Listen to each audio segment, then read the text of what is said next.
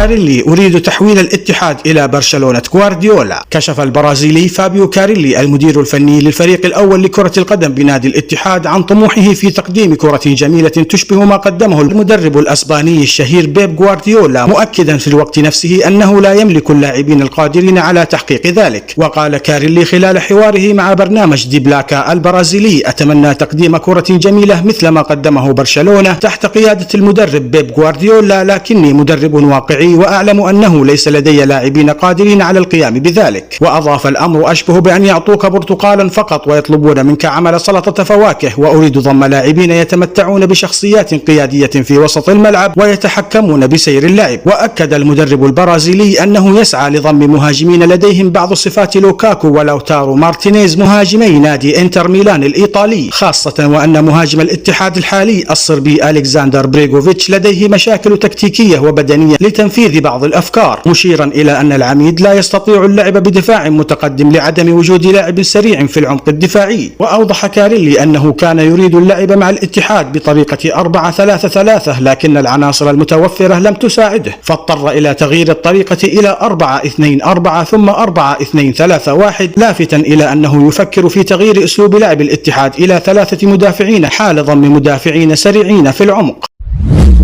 الاتحاد يبدأ تكتيك ضمك. بدأ البرازيلي فابيو كاريلي مدرب فريق الاتحاد الأول لكرة القدم العمل على النواحي الفنية والتكتيكية في التدريبات التي استؤنفت اليوم استعدادا للقاء ضمك السبت بعد المقبل ضمن الجولة 27 من الدوري. وكان كاريلي قد ركز على النواحي اللياقية في التدريبات الماضية قبل أن يمنح اللاعبين راحة أمس بعد مباراة الوحدة التجريبية أمس الأول، والتي انتهت بالتعادل الإيجابي بهدفين لكل فريق. وينتظر أن يعود اللاعبون المصابون إلى التدريبات المقبلة، وهم فهد المولد وعبد الرحمن العبود ومهند الشنقيطي، الذين عانوا من إصابات بسيطة غابوا على إثرها عن اللقاء التجريبي أمام الوحدة، إضافة إلى عبد الإله المالكي الذي يواصل برنامجه اللياقي. وتقرر أن يواجه الفريق نظيره الرائد في مباراة تجريبية السبت المقبل على ملعب النادي.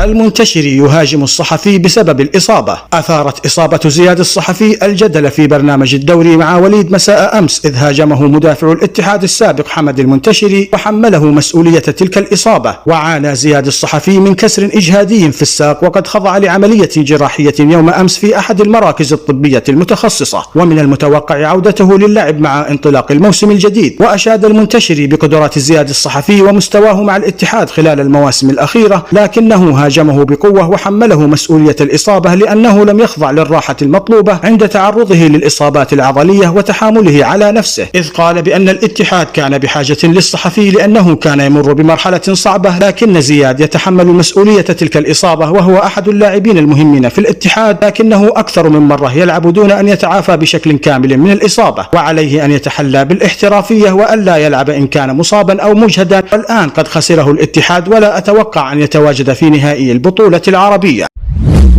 رسميا الاتحاد يجدد عقد الشنقيطي. أعلن مجلس إدارة نادي الاتحاد برئاسة أنمار الحائلي عن تجديد عقد لاعب الفريق الأول مهند الشنقيطي لمدة 3 مواسم ليمثل الفريق حتى العام 2024. وقال الاتحاد أن الحائلي قد وقع العقد مع اللاعب الشنقيطي بحضور نائب مجلس الإدارة المشرف العام على كرة القدم أحمد كعكي، والمدير التنفيذي للفريق حامد البلوي، ووكيل أعمال اللاعب عبد الله المحمدي. وتمنى رئيس مجلس إدارة الاتحاد التوفيق للاعب مع زملائه في تحقيق التطلعات التي ينشدها كافة محبي النادي وعشاقه.